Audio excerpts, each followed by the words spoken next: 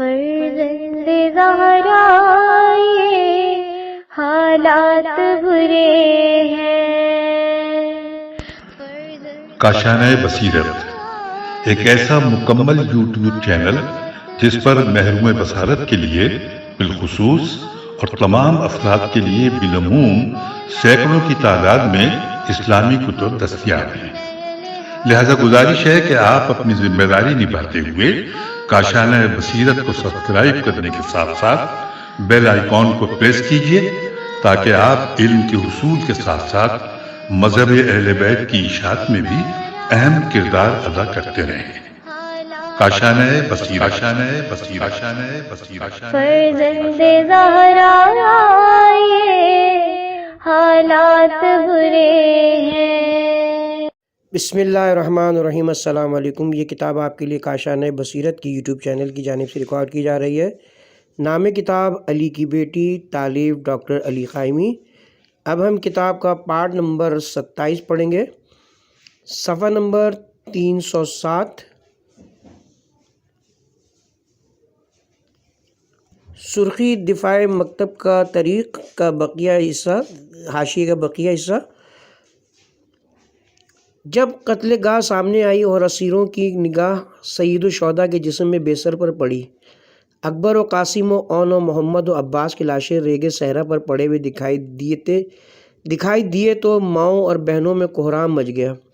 سید الصابرین کے لیے یہ بڑا حادثہ تھا کہ شہداء کی لاشیں بے کفن و دفن پڑی ہیں۔ ایسا معلوم ہوتا تھا کہ قدرت کا منشا اس وقت یہ تھا کہ سید الصابرین پر بھی ظاہر ہو جائے کہ معبود حق نے سنگین حالات کے مقابلے کے لیے پھوپھی میں کس قدر قوت صبر پیدا کر دی ہے اور تائید ربانی کس قدر ان کے شامل حال ہے۔ مناظر ایسے ہی ہولناک ہیں کہ سید الصابرین کا رنگ و رخ بدل جائے، بےتابی اور رنج و نفس کی آمد و رشد کے نظام میں رخنہ ڈال دے۔ جذبہ غم کی شدت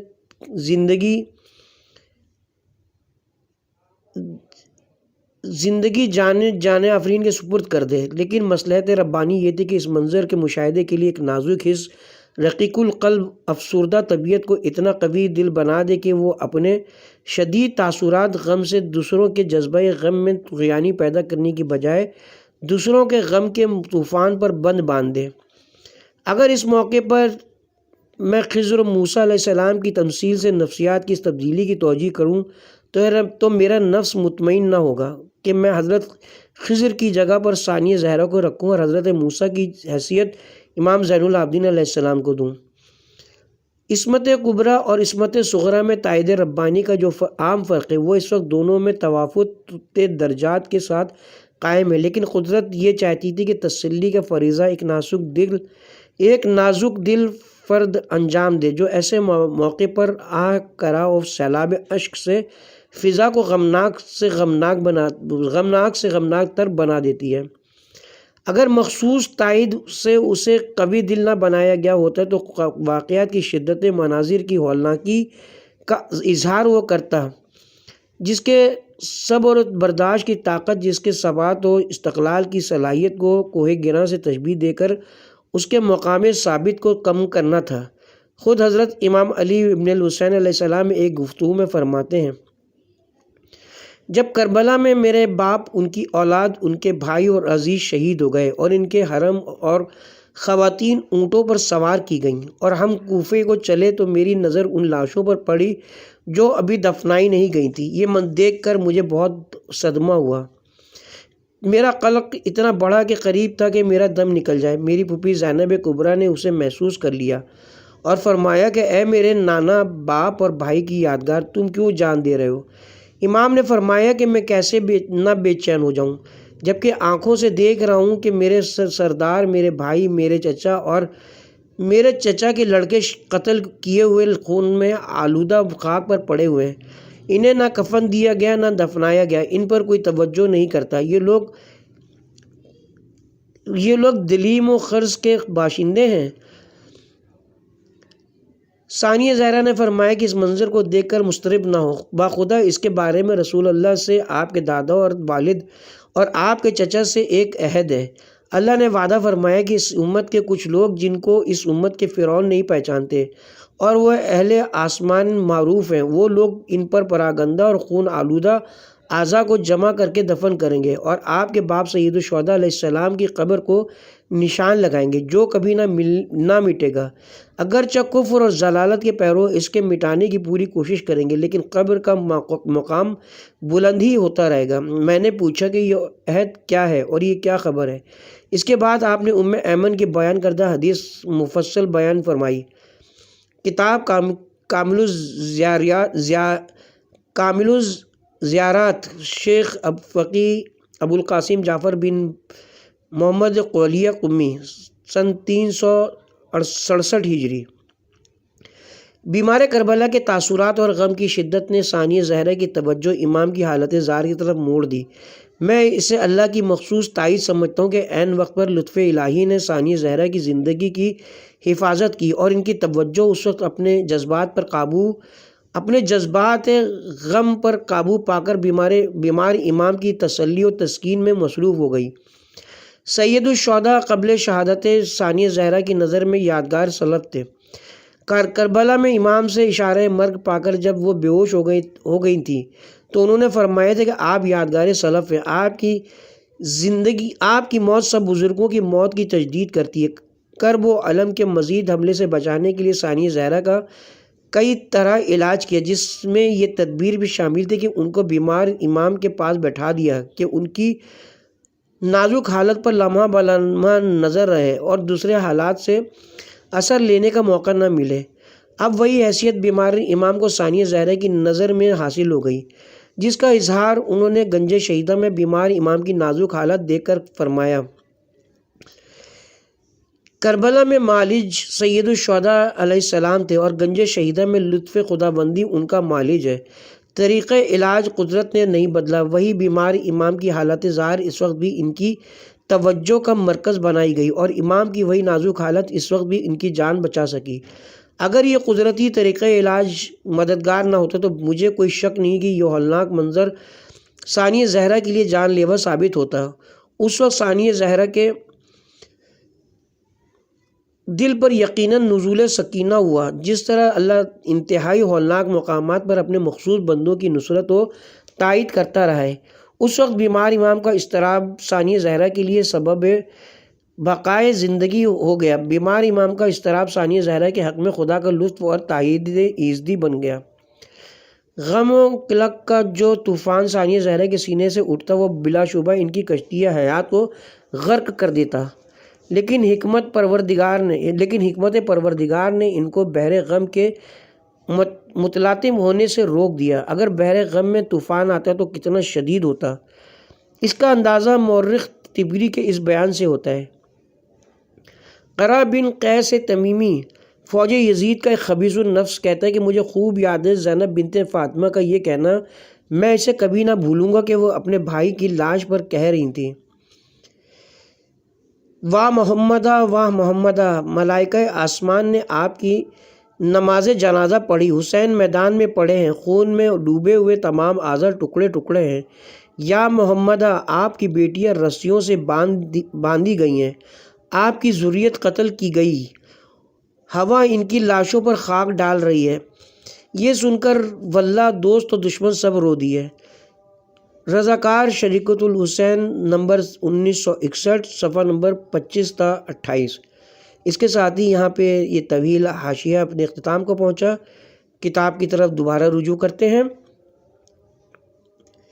کتاب کی ہیڈنگ ہے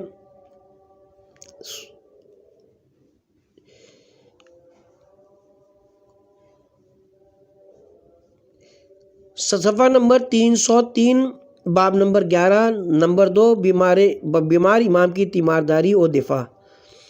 ہم زینب عالیہ کی شان بیان کرنے کے لیے کہاں سے ذخیرہ الفاظ مہیا کریں کہ شہزادی بیک وقت خون شہداء کی محافظ ہے، آل محمد کے کاروان اسیر کی سردار ہے، اماموں کی حفاظت پر مامور ہے، بے نواؤں اور مصیبت زدوں کی امید ہے، درد مند اور مصیبت زدہ ماں ہے، ایک عظیم و تاریخی پیغام کی حامل ہے، شہیدوں کے دوش بدوش مارکہ جہاد میں کھڑی ہیں،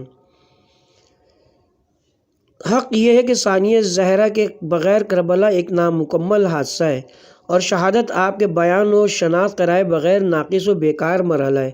اگر ثانیہ زہرا نہ ہوتی تو یقیناً کربلا کے واقعات ہمیشہ کے لیے جست حائق شہداء کے ساتھ ہی زمین کربلا میں دفن ہو کر رہ جاتے، بلکہ یہ کہنا کسی طرح بے جان نہ ہوگا کہ تصور واقعے سے یزید اور ابن زیاد جیسے واقع کربلا کے ذمہ دار افراد کے چہرے مٹ جاتے اور ان کا ذکر واقع کربلا کے نزدیک بھی نہ آتا، کیونکہ کچھ بعید نہ تھا کہ حکومت کے چاپلوس و خوشامدی اسے داستان خوش بیان اور دلچسپ بنانے کی خاطر کوئی مختلف شکل دے کر واقعات روز عاشور کو بالکل مسخ کر ڈالتے۔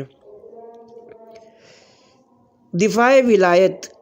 اپنے عرصہ حیات میں ثانیہ زہرا کے سامنے خود ان کی مادر گرامی جناب سیدہ طاہرہ سلام اللہ علیہ کا اسوہ حسنہ موجود تھا۔ دیکھ چکی تھی کہ اپنی مختصر سی زندگی میں سیدہ طاہرہ کس طرح اپنے پدر بزرگوار جناب محمد مصطفیٰ کے مقام عالی اور اپنے شوہر نامدار امیر المومنین علیہ السلام کے موافق کا دفاع کرتی رہی تھیں، حتیٰ کہ یہ بھی دیکھا کہ جناب فاطمۃ الزہرا نے کس طرح حضرت علی اور ان کو درپیش مواقع کی خاطر اپنی جان کی بازی لگا دی تھی، جس کے نتیجے میں اپنے آپ کو بستر علالت کی زینت بنا دیا تھا، جو بالآخر آپ کے اختتام زیست کا باعث بنی۔ اس وقت جناب عالیہ جناب سیدہ طاہرہ کی صحیح جانشین ہیں۔ آپ ایسے حالات و مراحل سے گزر رہی ہیں کہ اسلام میں مقام ولایت کو آپ کے دفاع و حفاظت اور آپ کی قربانی کی اشد ضرورت ہے، لہٰذا آپ پوری تندہی کے ساتھ اپنی جگہ سے اٹھتی ہیں، تمام رنج و الم کو ساتھ لے کر اپنے فرض و ذمہ داری کی راہ پر گامزن ہو جاتی ہیں۔ آپ اپنے پدر بزرگوار حضرت علی ابن ابی طالب اور برادر بزرگ حضرت حسن مجتبیٰ کے زمانے ہی سے اس فرض کو اپنے لیے اختیار کیے ہوئے ہیں۔ آپ حضرت علی علیہ السلام کی رفیقہ حیات جناب سیدہ طاہرہ کے بعد اپنے بابا کے موقف کی برابر حفاظت کر رہی ہیں اور امیر المومنین علیہ السلام بھی اپنے تمام امور ثانیہ زہرا کے سپرد کیے ہوئے ہیں۔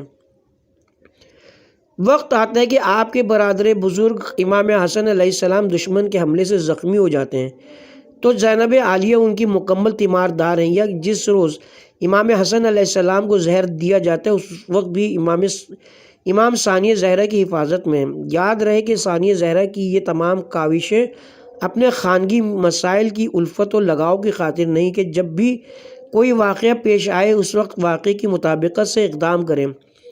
آپ کی تمام کاوش و کشمکش قانون و نظام پروردگار کی بنیادوں کے دفاع کی خاطر ہے، جس کے لیے آپ کے جد بزرگوار جناب محمد مصطفیٰ صلی اللہ علیہ وسلم، آپ کے والد محترم جناب علی مرتضیٰ علیہ السلام، آپ کی والدہ گرامی جناب فاطمہ زہرا سلام اللہ علیہا اور برادران ذی وقار حسنین علیہم السلام نے اپنی زندگیاں صرف کی تھیں۔ دفاع سید الشہداء علیہ السلام۔ ثانیہ زہرا نے لاتعداد مواقع پر امام حسین علیہ السلام کے دفاع کی ذمہ داری اٹھائی۔ حقیقت تو یہ کہ سید الشہداء علیہ السلام کے تمام اقدامات میں آپ کی یہ بہن مکمل طور پر آپ کے ہم قدم نظر آتی ہیں۔ سید الشہداء علیہ السلام کی زندگی کا مدینہ کا دور ہو، واقع کربلا کے نشیب و فراز ہو، یا عرصہ اسیری کے واقعات و حالات ہوں جن کا ہم ذکر کریں گے، ہر جگہ آپ کے شانہ بشانہ کھڑی ہیں۔ روز عاشور امام علی مقام نے شہزادہ علی اکبر کی صدائے استعانت سنی، اپنے آپ کو نہایت تیز رفتاری سے اپنے جوان فرزند رشید کے سرانے پہنچایا۔ آپ نے دیکھا کہ ہم شکل پیغمبر بیٹے کا سر شگافتہ ہے اور وہ خون میں غرق ہیں۔ امام علی مقام کا شہزادہ علی اکبر کے سرانے اس تیزی سے پہنچنا اتنی عجیب بات بھی نہ تھی۔ آپ ان کو سیدہ زینب عالیہ کے پاس اٹھا لائے۔ ثانیہ زہرا تشریف لائیں، اپنے آپ کو لاشائے علی اکبر پر گرا دیے۔ سید الشہداء علیہ السلام کے دلاسے کی خاطر حاضرین کو مخاطب کر کے فرمایا، میرے بھائی کو علی اکبر کا پرسہ دو۔ اپنی ایسی باتوں سے سید الشہداء علیہ السلام کے دل کی ڈھارس تھی۔ اپنی ایسی باتوں سے سید الشہداء علیہ السلام کے دل کو ڈھارس دی۔ امام علیہ السلام نے فرمایا، علی اکبر کی لاش کو اٹھاؤ اور خیمے میں لے چلو۔ کتاب مقتول الحسین علیہ السلام۔ دوسری مرتبہ جب شہادت امام حسین علیہ السلام یقینی ہو چکی اور جس وقت آپ قاتلان سید الشہداء علیہ السلام کی طرف سے بالکل نا امید ہو گئیں تو زینب عالیہ نے عمر بن سعد کی جانب رخ کر کے اس سے پوچھا، یہ لوگ ابا عبداللہ کو قتل کر رہے ہیں تو کیا اس قتل کا تماشا دیکھتا رہے گا؟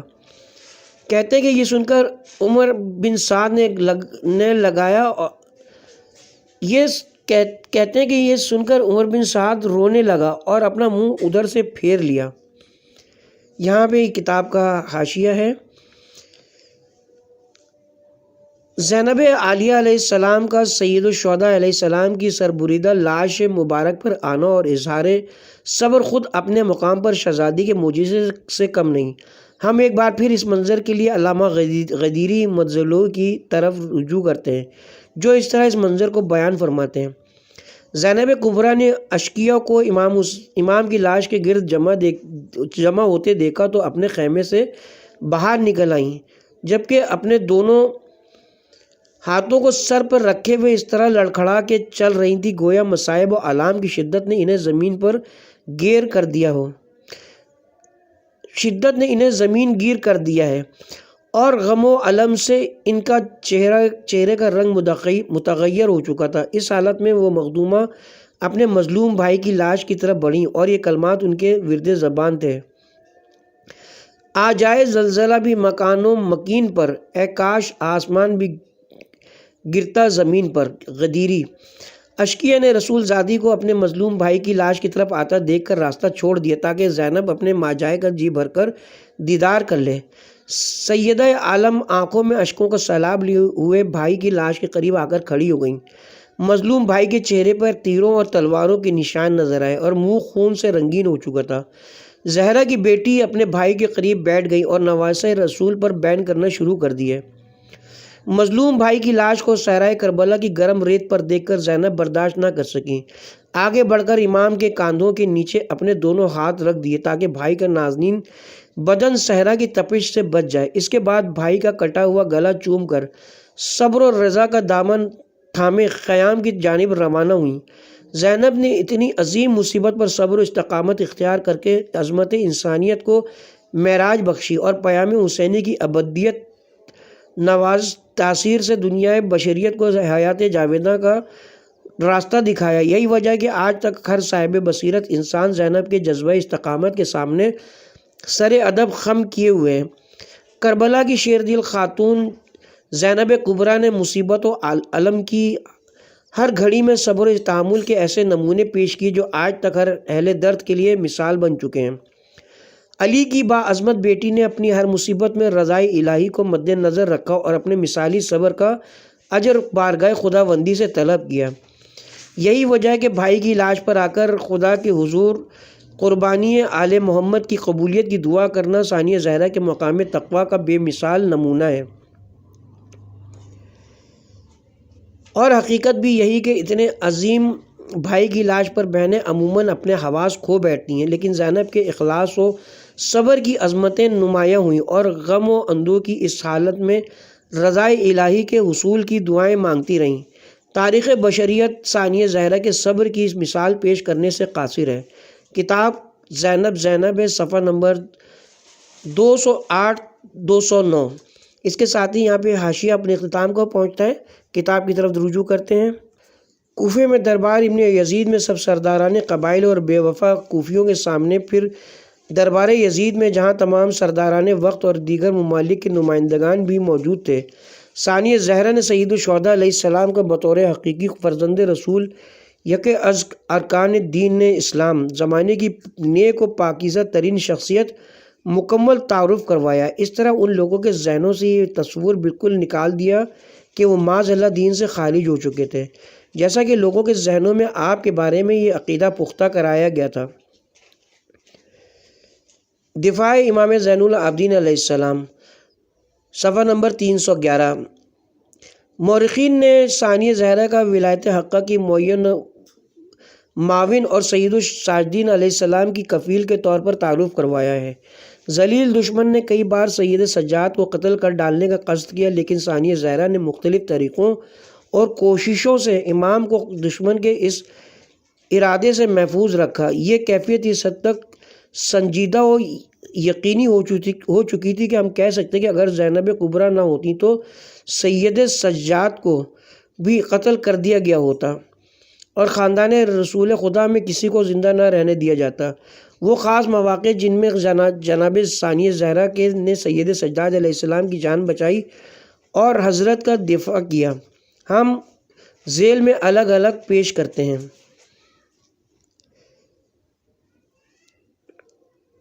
الف عصر روز عاشور۔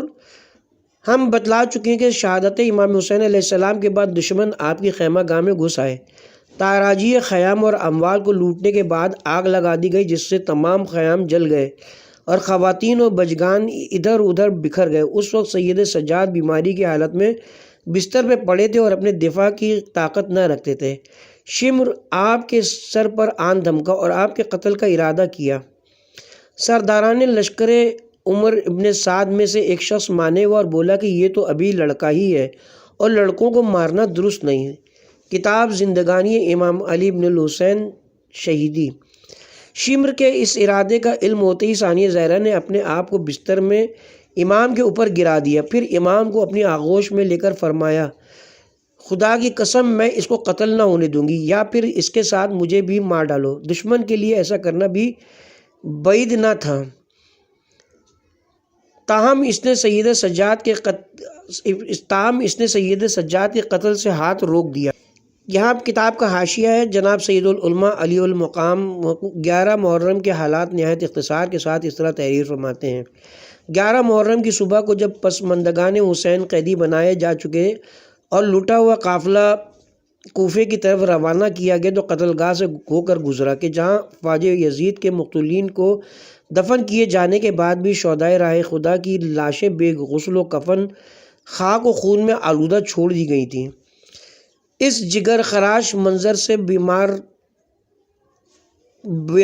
و ناتواں علی بن الحسین کا وہ عالم ہوا کہ جسے دیکھ کر ثانیہ زہرا بےتاب ہو گئی، اور جب مصیبت زدوں کا قافلہ مقتل الشہداء میں پہنچا تو ان سے ان کی پھوپھی نے بےتاب ہو کر دریافت کیا کہ اے ہمارے یادگار رفتگاں، یہ تمہاری کیا حالت ہے کہ روح تمہارے جسم سے پرواز کیا چاہتی ہے؟ بھتیجے نے جواب دیا، ہے پھوپھی، اس منظر کو دیکھ کر کس طرح برداشت کروں کہ میرے پدر بزرگوار اور چچا اور میرے بھائی غرض کے تمام عزیز و اقارب کو دیکھ رہا ہوں کہ سب کے سب اس میدان میں خون میں نہائے ہوئے بے کفن و بے دفن پڑے ہیں اور کوئی ان کا نگران ہے نہ پرسان۔ اس نازک موقع پر جناب زینبی کا کام تھا کہ انہوں نے امام زین العابدین علیہ السلام کو تسلی اور دلاسا دیا۔ کتاب شہید انسانیت صفحہ نمبر 559-560۔ یہ تمام حالات مختلف کتب میں ان کے مصنفین نے اپنے اپنے انداز میں رقم کی ہیں، جن میں صرف الفاظ ہی کا فرق ہے، نفس مضمون کو بدلنے کی کسی نے جرت نہیں کی۔ اسی سے کربلا کے مرقع میں ثانیہ زہرا نے اپنے وجود و کاوش سے جو رنگ بھرے ہیں، ان کو سمجھنے میں ذہنی انسانی کو کسی طرح کی پریشانی لاحق نہیں ہوتی۔ ہم یہاں علامہ غدیری کے الفاظ بھی پیش کیے بغیر نہیں رہ سکتے جو اس موقع پر ثانیہ زہرا کے طرز عمل پر روشنی ڈالتے ہیں۔ علامہ مذکور لکھتے ہیں، شمر بن ذل جوشن اشقیاء کے گروہ کے ہمراہ تلوار ہاتھ میں لیے خیام کی طرف آیا اور بیمار کربلا زین العابدین علیہ السلام کو قتل کرنا چاہا۔ امام زین العابدین شدت بیماری کی وجہ سے اٹھ بیٹھ نہ سکتے تھے۔ حمید بن مسلم نے شمر کو اس مذموم ارادے کے ساتھ خیام کی طرف بڑھتا دیکھ کر کہا، تم پر افسوس ہے کہ چھوٹے بچوں پر بھی رحم نہیں کرتے ہو، زین العابدین تو بیمار ہیں، تمہیں ان کی حالت پر بھی رحم نہیں آتا۔ شمر نے حمید بن مسلم کی بات پر کان نہ دھرے اور زین العابدین کے قتل پر اپنے عزم کا اظہار کرتے ہوئے آگے بڑھنے لگا، لیکن ثانیہ زہرا چوتھے تاجدار امامت سید سجاد زین العابدین کی پاسداری کرتے ہوئے سامنے آ گئیں۔ امام زین العابدین علیہ السلام سے لپٹ گئی اور شمر سے مخاطب ہو کر کہا، خبردار امام وقت کو قتل کرنے کی جرت نہ کرنا، ورنہ تجھے زینب کی لاش سے گزرنا ہوگا، اور میں اس بیمار پر آج تک آنا قطعاً برداشت نہیں کر سکتی۔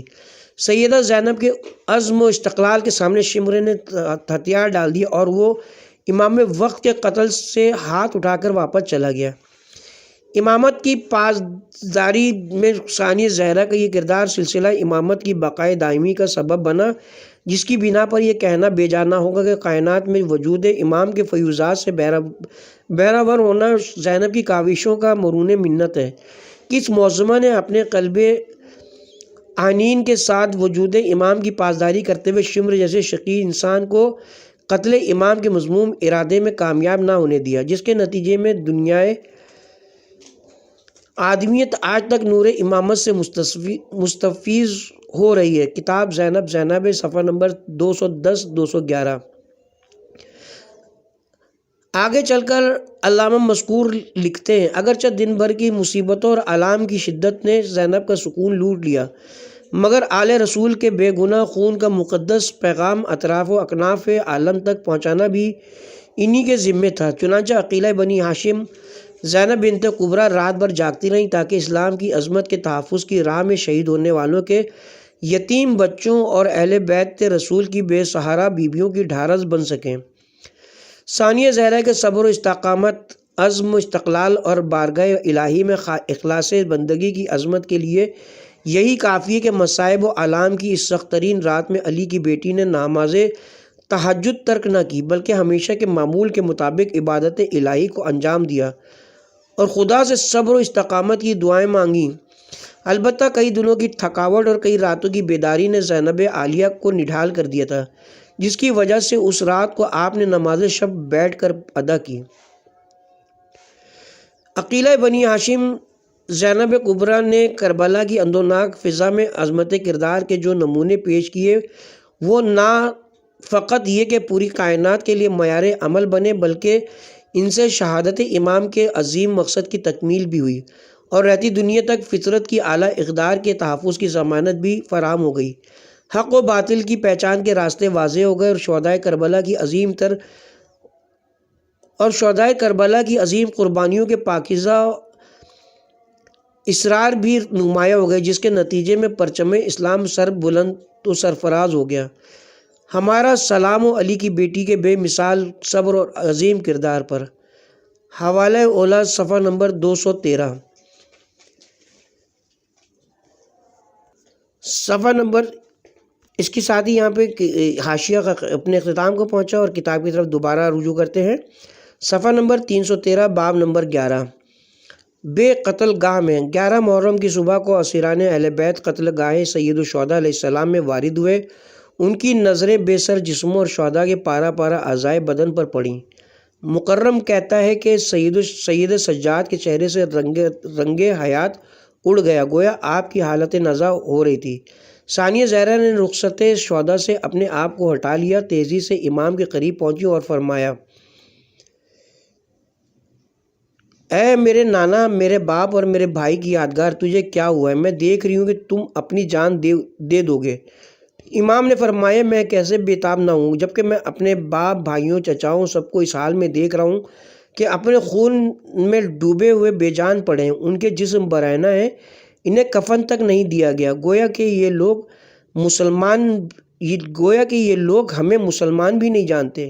سیدہ زینب ان کے قریب بیٹھ گئی اور انہیں دلاسا دینے کی غرض سے فرمایا، اس کیفیت سے بے چین نہ ہو، خدا کی قسم یہ سب کچھ اس عہد و پیمان کے مطابق ہے جو اللہ نے تمہارے دادا اور پدر بزرگوار کے ساتھ کیا تھا۔ یہ اجسام اسی طرح خاک پر پڑے نہیں رہیں گے، ایک قوم کے افراد یہاں آئیں گے، ان پارا پارا اجسام کو اکٹھا کریں گے، ان کو دفن کریں گے، اس جگہ مقبرہ ہائے شہداء تعمیر کریں گے اور تمہارے پدر بزرگوار سید الشہداء کا پرچم لہرائیں گے۔ ان کا اثر یہاں سے ضائع نہ ہوگا، نہ ہی کارنامہ حسینی کو بھلایا جا سکے گا۔ دشمنان اہل بیت ائمہ کفر اور گمراہی کے علمبردار ان کو محو کرنے اور ان کو نیست و نابود کرنے کی کوشش کریں گے، لیکن ان کی تمام کوششیں شہدائے راہ خدا کے مقامات کو بلند تر کرنے کے سوائے کوئی نتیجہ پیدا نہ کریں گی۔ اسی قسم کی اور باتیں تھوڑے تھوڑے سے اختلاف کے ساتھ دیگر کتب اسناد میں نظر آتی ہیں۔ کتاب منتهى الاعمال لہوف بہار۔ دربار ابن زیاد میں ابن زیاد کے دربار میں بھی ایک طرف ثانیہ زہرا اور ابن زیاد ملعون کے درمیان اور دوسری طرف سید سجاد اور اسی ملعون کے درمیان کئی مرتبہ بحث ہوئی۔ آخر ابن زیاد ہر طرف سے لاجواب ہوا، اور جیسا کہ ہر ظالم کا طریقہ و شیوا ہوا کرتا ہے، اس نے بھی امام زین العابدین علیہ السلام کے قتل کا حکم دے دیا، جس پر اس کے ملازمین بڑے کہ آپ کو لے جا کر قتل کر دیں۔ اس موقع پر سیدہ زینب درمیان میں آ گئی اور ابن زیاد نے ملعون کو مخاطب کر کے فرمایا، تو ہمارے بہت سے افراد کا خون بہا چکا ہے، اگر تو اس کو قتل کرنے کا قصد کر ہی چکا ہے تو مجھے بھی اس کے ساتھ ہی قتل کروا دے۔ خدا کی قسم یہ نہیں قتل ہوگا جب تک میں بھی اس کے ساتھ قتل نہ ہو جاؤں۔ لہوف صفحہ نمبر 96۔ اس پر ابن زیاد خاموش ہو گیا اور پھر بولا کہ سید سجاد کو چھوڑ دیں۔ کتاب زندگانی امام علی بن الحسین۔ دالس دربار یزید میں یزید اپنی فتح کے نشے میں سرشار تھا۔ اس نے نہایت مغرورانہ طور پر حکم دیا کہ تمام سرائے شہداء اس کے سامنے پیش کیے جائیں، پھر بےہودگی اور نہایت بدتمیزی پر اتر آیا۔ امام زین العابدین علیہ السلام نے نہ چاہا کہ فتح کا شیریں ذائقہ اس کے دہن میں پہنچے، لہٰذا آپ نے ایسی باتیں کی جن سے وہ ملعون شرمندہ ہوئے بغیر نہ رہ سکا، لیکن اس ملعون نے یہ کہہ کر آپ کے قتل کا حکم دے دیا کہ تو میرے سامنے درستی سے بولتا ہے۔ اس پر ثانیہ زہرا کھڑی ہو گئی اور فرمایا، یزید، تو زمین کو اولاد رسول کے خون سے بہت سیراب کر چکا، کیا اسی قدر تیرے لیے کافی نہیں؟ کیا اب تو یہ چاہتا ہے کہ نسل پیغمبر خدا میں کوئی شخص زمین پر باقی نہ رہے؟ یہ سن کر دربار میں انقلاب کے آثار نظر آنے لگے، لہٰذا یزید اپنا حکم واپس لینے پر مجبور ہو گیا۔ اس کے ساتھ ہی اب ہم یہاں پہ کتاب کے پارٹ نمبر 27 کا اختتام کرتے ہیں۔